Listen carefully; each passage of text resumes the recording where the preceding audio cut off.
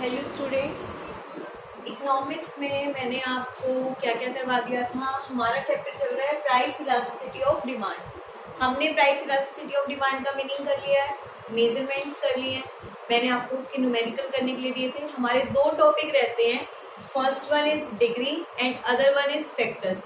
तो आज हमें डिग्री कंप्लीट करना है। Degree of price elasticity of demand, degree का मतलब आपको बताया जाएगा कि कैसे चेंज आता है, किस वे में चेंज आता है। तो हमारी 5 डिग्रीज होती हैं।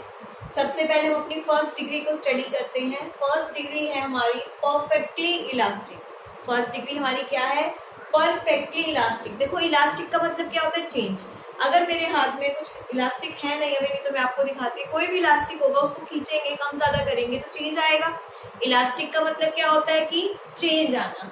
परफेक्टली यानी कि पूरी तरह से चेंज आएगा, टोटली। ये कहते हैं परफेक्टली इलास्टिक डिमांड तब होती है जब प्राइस तो हमारा कांस्टेंट रहता है। जब प्राइस हमारा क्या रहता है? कांस्टेंट, कोई भी चेंज नहीं है प्राइस में। और इसी प्राइस पे, जब प्राइस में कोई चेंज ना हो और इसी प्राइस पे कंज्यूमर कितनी भी क्वांटिटी खरीद रहा है, कम ज्यादा कितनी भी खरीद सकता है, कोई फिक्स नहीं है। वो 10 भी खरीद रहा है, वो 20 भी खरीद रहा है, वो 30 भी खरीद रहा है, यानी कि सेम प्राइस पे अलग अलग क्वांटिटीज परचेज की जा रही हैं। परफेक्टली इलास्टिक डिमांड क्या होती है? इनफाइनाइट होती है। परफेक्टली इलास्टिक डिमांड क्या होती है हमारी?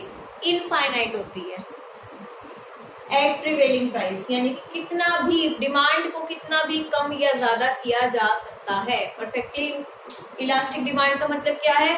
कि डिमांड को सेम प्राइस पे, जो मार्केट में प्राइस चल रहा है, कितना भी कम या ज्यादा किया जा सकता है प्रिवेलिंग प्राइस पे। जरा सा भी अगर इसमें चेंज आया, जरा सा भी अगर मानो प्राइस बढ़ गया, जरा सा भी प्राइस बढ़ गया, तो हो सकता है कि जो कंज्यूमर है वो अपनी डिमांड क्या कर दे? जीरो। डिमांड क्या कर दे? जीरो। जरा सा भी प्राइस बढ़ा तो हो सकता है कि कंज्यूमर अपनी डिमांड क्या कर दे? जीरो। तो परफेक्टली इलास्टिक डिमांड कौन सी होती है? इनफाइनाइट डिमांड होती है, यानी कि कंज्यूमर कितनी भी डिमांड कर सकता है जब प्राइस क्या रहे? मार्केट में सेम रहे। उसके बाद है परफेक्टली इनइलास्टिक। इलास्टिक का मतलब चेंज, इनइलास्टिक का मतलब नो चेंज। इनइलास्टिक का क्या मतलब होता है? No change. आप प्राइस को कितना भी कम या ज्यादा कर लीजिए। देखो, पहले प्राइस यहाँ था, आपने प्राइस को ज्यादा किया, तब भी आपकी डिमांड यहीं पे है। आपने प्राइस को कम किया, तब भी आपकी डिमांड यहीं पे। कह रहे हैं आप प्राइस को कितना भी कम ज्यादा कर लो, प्राइस लाइन को आप कितना भी कम ज्यादा कर लीजिए, आपकी डिमांड जहां है वो वहीं रहेगी। फॉर एग्जाम्पल, आप नमक लेते हैं। अब नमक के प्राइस कम हो या ज्यादा हो, क्या आप नमक की कंजम्पशन को कम ज्यादा कर सकते हो? जो ऐसे नेसेसरी गुड्स होते हैं कि जिनकी जरूरत है, मिर्च है, नमक है, मतलब जो नेसेसरी गुड्स हैं हमारे, चाहे प्राइस कम हो या ज्यादा हो, वो चीज तो हमें लेनी ही लेनी है। नेसेसरी गुड्स हो जाते हैं कि हाँ, उसमें प्राइस का कोई भी रोल नहीं होता। जो हमारी जरूरत का सामान है वो तो मुझे लेना ही लेना है। तो परफेक्टली इलास्टिक डिमांड कौन से प्रोडक्ट की होती है? जिनका प्राइस क्या होता है? कम ज्यादा हो, तब भी डिमांड में कोई भी चेंज नहीं आएगा। क्लियर है? परफेक्टली इलास्टिक डिमांड में इन्होंने क्या बोला? कि सेम प्राइस पे कंज्यूमर कितनी भी डिमांड कर सकता है। इन इलास्टिक में इन्होंने क्या बोला? कि ये देखो, ये जो इलास्टिक वर्ड यूज हो रहा है ना, ये डिमांड के लिए हो रहा है। परफेक्टली इलास्टिक डिमांड यानी कि डिमांड इलास्टिक है। परफेक्टली इन इलास्टिक डिमांड, यहाँ डिमांड की बात हो रही है कि प्राइस में चेंज आने की वजह से, प्राइस को दिमाग में रखते हुए डिमांड के बारे में सोच रहे हम। ये डिग्रीज हम किस, क्योंकि आपने प्राइस इलास्टिसिटी का फॉर्मूला क्या स्टडी किया था? प्राइस इलास्टिसिटी का फॉर्मूला क्या है? प्राइस में चेंज आने के कारण डिमांड पे इफेक्ट बताओ। वही हम डिग्री में पढ़ रहे हैं। यहाँ पे हमने कहा प्राइस में कोई चेंज नहीं है, तो हमने कहा इसकी डिग्री क्या है? इनफाइनाइट। कंज्यूमर की अपनी मर्जी है, वो कितना भी खरीदे। हाँ, जरा सा आपने प्राइस बढ़ाया तो हो सकता है कंज्यूमर खरीदना बंद कर दे। यहाँ हमने कहा परफेक्टली इनइलास्टिक डिमांड कब होएगी? आप प्राइस कितना भी कम ज्यादा करो, कंज्यूमर अपनी डिमांड से नहीं हटेगा। क्यों? क्योंकि जो वो गुड्स खरीद रहा है वो उसकी जरूरत के गुड्स हैं। फिर आता है आपका यूनिटरी इलास्टिक डिमांड। फिर आपका क्या आता है? यूनिटरी। यूनिटरी का मतलब क्या होता है? वन, यानी कि इलास्टिसिटी ऑफ डिमांड वन रहेगी। वन कब होगी? जब प्राइस में जो चेंज है, चेंज इन प्राइस, वो किसके इक्वल है? चेंज इन क्वांटिटी डिमांडेड, जब प्राइस का चेंज क्वांटिटी डिमांडेड के इक्वल हो। सपोज करो आप इस ए पॉइंट पे डिमांड कर रहे हो, दैट मीन्स जब प्राइस पी है तो आप कितनी क्वांटिटी ले रहे हो, क्यों। मैंने कहा प्राइस कम हो गए, P1 पे आ गए, ये प्राइस मैंने इतने कम कर दिए, तो जितने प्राइस कम हुए ना उतनी ही डिमांड बढ़ेगी। जितने प्राइस कम हुए हैं ये डिमांड वहीं तक जाएगी, उतनी ही। ये हमारा P1, ये Q1, ये एरो और ये एरो स्केल से बिल्कुल मेजर करना इक्वल होना चाहिए, यानी कि जितना ये प्राइस में कमी आई है ना उतना ही डिमांड बढ़ेगी, इक्वल डिमांड, चेंज इक्वल रहेगा।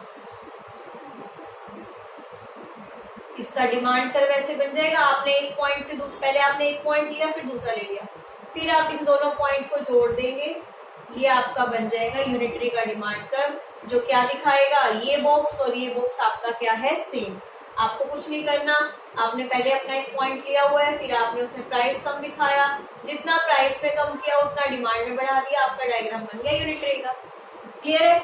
आपको सिर्फ ये डायग्राम बनाने और डायग्राम में जस्ट ये एक्सप्लेन करना है कि डायग्राम क्या दर्शा रहा है। ये डायग्राम बता रहा है कि हमारी इलास्टिसिटी ऑफ डिमांड 1 है, मीन्स कि प्राइस में जितना चेंज हुआ है उतना ही चेंज, क्योंकि हम डिग्री पढ़ रहे हैं ना, कितना, हाउ मच, तो जितना प्राइस में चेंज हुआ है उतना ही हमारा क्वांटिटी डिमांडेड में चेंज हुआ है। ये तीनों पॉइंट क्लियर हो गए। फिर से देख लीजिए, इसमें इनफाइनाइट थी, दैट मीन्स प्राइस सेम रहेगा, कंज्यूमर कितनी भी क्वांटिटी परचेज कर सकता है, और जरा सा भी प्राइस बढ़ा तो कंज्यूमर की क्वांटिटी 0 भी हो सकती है। परफेक्टली इनइलास्टिक डिमांड में हमने क्या कहा, इनइलास्टिक मतलब कोई चेंज नहीं होगा, आप प्राइस को कितना कम ज्यादा करो हमारी डिमांड वही रहेगी, क्योंकि गुड्स जरूरत के हैं। कुछ प्रोडक्ट ऐसे होते हैं कि जितना प्राइस कम होगा उतनी ही क्वांटिटी में चेंज आएगा। अब इन 3 के बाद हमारे पास 2 और हैं, ये तो हमारे हो गए, इसके बाद 2 और डिग्रीज हैं जो हमें स्टडी करनी है।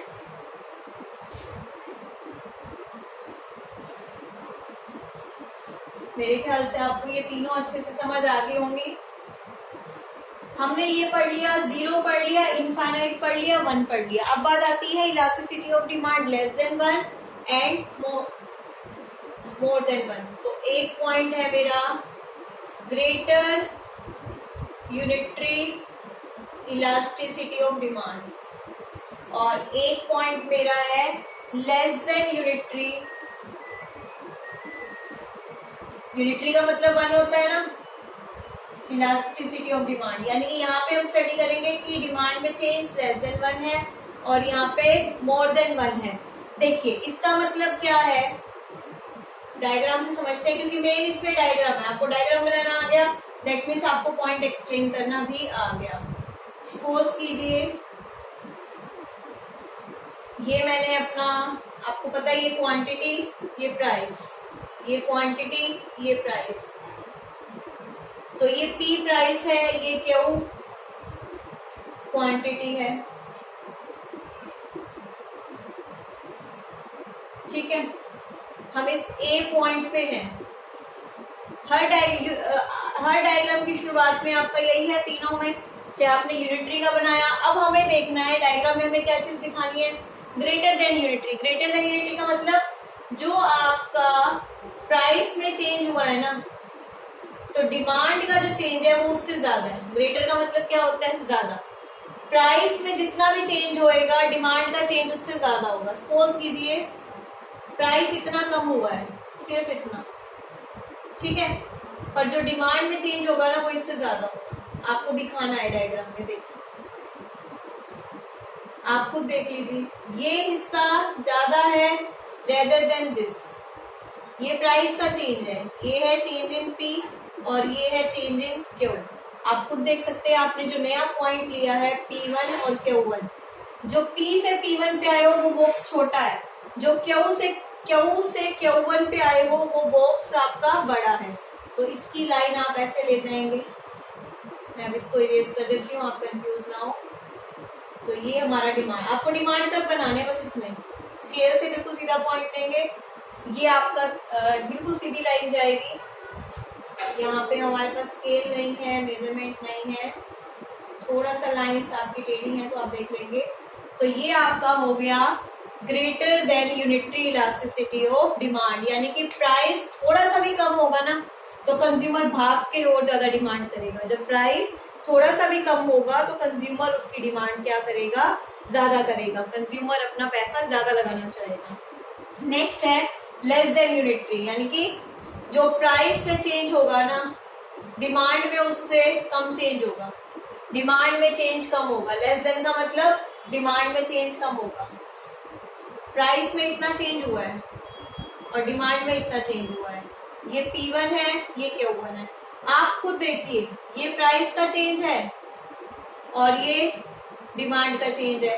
किसका बॉक्स ज्यादा है आपके सामने? ये प्राइस वाला बॉक्स ज्यादा है ना, चेंज इन P। ये मेरा B पॉइंट आ गया। बस आपको ऐसे डायग्राम ही बनाने हैं, इसमें कुछ नहीं करना। डायग्राम बनाने हैं और नीचे बस 2 लाइनों में एक्सप्लेन करना है कि यहाँ पे आपका प्राइस का चेंज है P2 P1 which is more than the change of Q2 Q1, कि डिमांड का चेंज आपका, प्राइस का चेंज ज्यादा है यहाँ पे और डिमांड का चेंज कम है, क्योंकि ये लेस देन वर्ड किसके लिए शो हो रहा है? डिमांड के लिए। तो ये आपको 5 डायग्राम्स बनाने हैं। आपकी बुक में ये पॉइंट गिवन है। आपको कभी भी कोई भी इस पॉइंट में डाउट हो तो आप मुझसे पूछ सकते हैं। ये 5 पॉइंट्स थे जिसमें हमने सीखा, क्या सीखा कि इलास्टिसिटी ऑफ डिमांड में कैसा चेंज आया। यहाँ पे जो चेंज इन प्राइस है ये लेस है और ये मोर है, यहाँ पे ये मोर है और ये लेस है, उसमें दोनों इक्वल थे। क्लियर है? तो ये हमारा टॉपिक कंप्लीट हो गया है प्राइस इलास्टिसिटी ऑफ डिमांड का। इसके बाद हमारा लास्ट टॉपिक रह गया है factors affecting price elasticity of demand, जो हम अपनी नेक्स्ट क्लास में करेंगे।